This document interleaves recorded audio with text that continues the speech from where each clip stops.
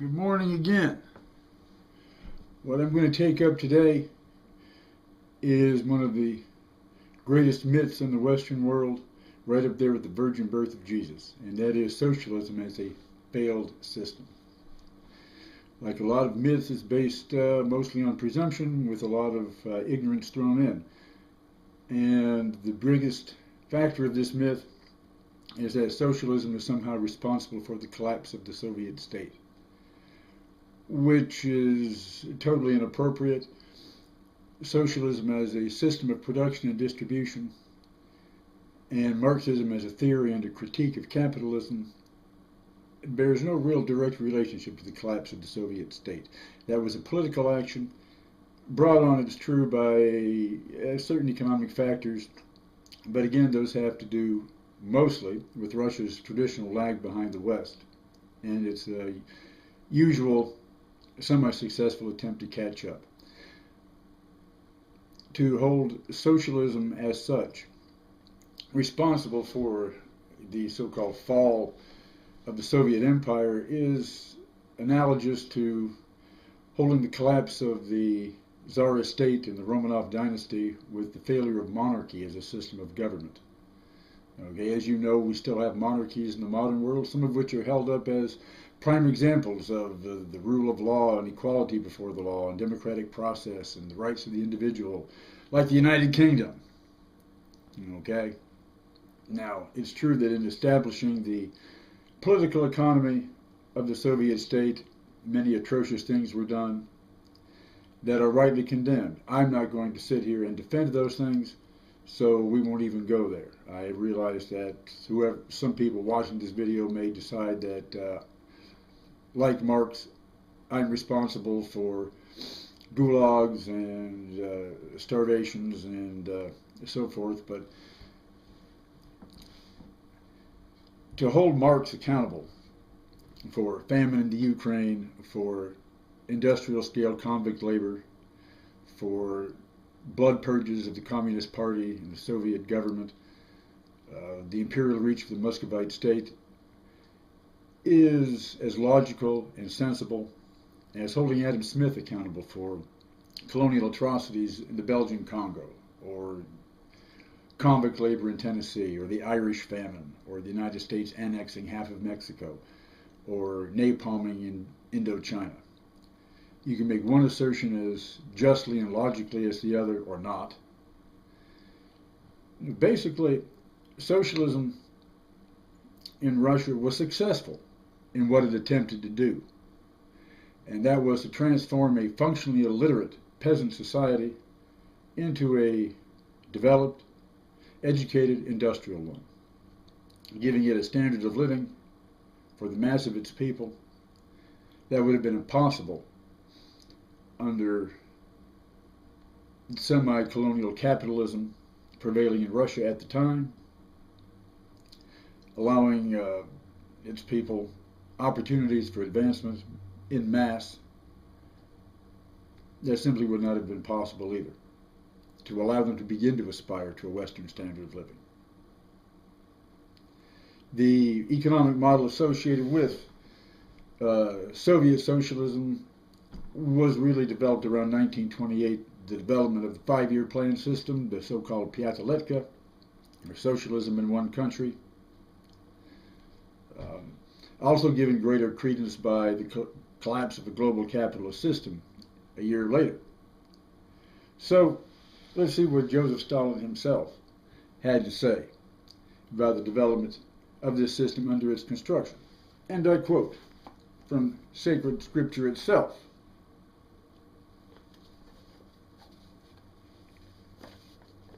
If I can read this little print. To slacken the tempo would mean falling behind, and those who fall behind get beaten. But we do not want to be beaten. No, we refuse to be beaten. One feature of the history of old Russia was the continual beating she suffered because of her backwardness. She was beaten by the Mongol Khans. She was beaten by the Turkish Beys. She was beaten by the Swedish feudal lords. She was beaten by the Polish and Lithuanian gentry. She was beaten by the British and French capitalists. She was beaten by the Japanese barons. All beat her.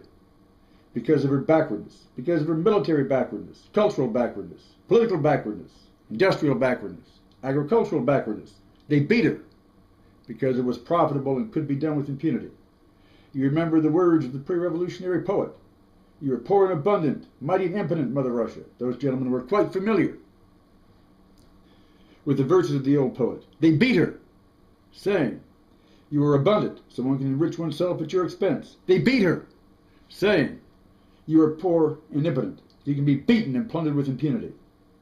Such is the law of the exploiters, to beat the backward and the weak. It is the jungle law of capitalism. You are backward, you are weak, therefore you are wrong. Hence you can be beaten and enslaved.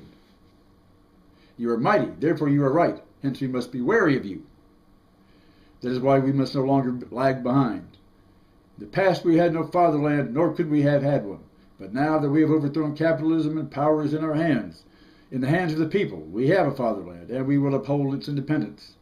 Do you want our socialist fatherland to be beaten and to lose its independence? If you do not want this, you must put an end to its backwardness in the shortest possible time and develop a genuine Bolshevik tempo in building up its socialist economy. There is no other way. That is why Lenin, praise be unto him, said on the eve of the October Revolution, either perish or overtake and outstrip the advanced capitalist countries. We are, goddamn, I can't read this print. We are 50 or 100 years behind the advanced countries. We must make good this distance in 10 years. Either we do it or we shall go under. That is what our obligations to the workers and peasants of the USSR dictate to us. Now, you get out from that, aside from allusions to domestic violence, a good dose of nationalism covered over with a superficial layer of Marxism, which is in keeping with Stalin's own past, and during World War I he had been a so-called social patriot, revolutionary defensist, until taken to task by Lenin, praise be unto him, and after getting reamed in the pages of Pravda, changed his tune, but as we can see by this time he's singing it again. A strong sense of Russian nationalism, a strong sense of Russia's place in the global geopolitical order, and a very accurate one,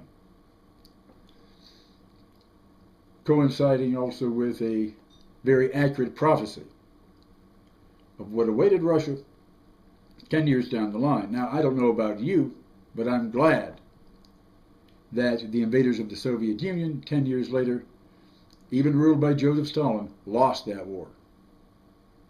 Okay? So, as socialism never intended to promise anyone a upper middle class kind of life with a gated community and SUV in the driveway, but rather intended to raise the standard of living of the mass of Russian people, to change a third world Russian village into at least a second world industrial society where everyone had basic education, basic health care, a fairly decent place to live. It was quite successful in what it set out to do. That is essentially why it is hated in the West, because it was an alternative model that showed up many of the failings of a capitalist private property economy that cannot and has not guaranteed wealth and even a decent living for the majority of people around the world outside the center of the advanced industrial capitalist nations of Western Europe and North America. As an alternative model that could bring economic democracy to millions of people, it was therefore an enemy and had to be destroyed. And we see it even inside the developed nations of the West and of North America, that any traces of any system promising and fulfilling the aspirations and expectations of working people, of the poor, must be destroyed. Everything must go to the top, nothing must go to the bottom. That is why this myth of socialism's failure must be adhered to like holy dogma, holy writ, because like all dogmas and all writs, it is based on the privileges of a few people to rule the many. The plutocratic system that we have, increasingly crushing whatever remains of democracy and freedom in the West, has to uphold its monopoly, ideological, political, economic, by disparaging all other models, all other systems, regardless of their merits, regardless of any values they may have, regardless of any successes they might have attained, in order to keep the ignorant clinging to their chains of poverty and economic servitude, and increasingly political and social servitude. The collapse of the Soviet state being a political action brought on by its internal structural contradictions as a multinational state, as a political maneuver by Boris Yeltsin, president of the Russian Federation, presidents of Ukraine and Belarus, to pull the rug out from under Gorbachev and leaving the president of a union without a union. These are the factors collapsing the Soviet state, not the long-term inability of the Soviet Union as an economy. This is more explained by Russia's traditional lag behind the West, as Stalin enunciated 60 years before Perestroika and Glasnost. This traditional lag was partially overcome, but the problem of high-tech industry, of the computer microchip, protected by new property laws, new copyright, eminent domain, or rather intellectual property laws, that took technological development out of the public domain and made it impossible to simply copy industrial patterns or to innovate with impunity in the global marketplace. This is what brought the Soviet Union around, tried to open to the West, and made it vulnerable to market forces, which, like the old Russia, it was unable to absorb and assimilate because of its political, geographic, economic remoteness from the centers of power in the West and North America. That's what brought the Soviet Union down. Socialism as an economic model was a very rational one for a country like Russia, a very rational one for a country like China, and for much of the Third World, and for much of the Second World too, for that matter. So, again, the myth of socialism as a failed system is just that. It's a convenient one for Western economic and political hegemony, but has no sound basis in objective fact. And with that, I'll bring this to a close, and thank you for listening.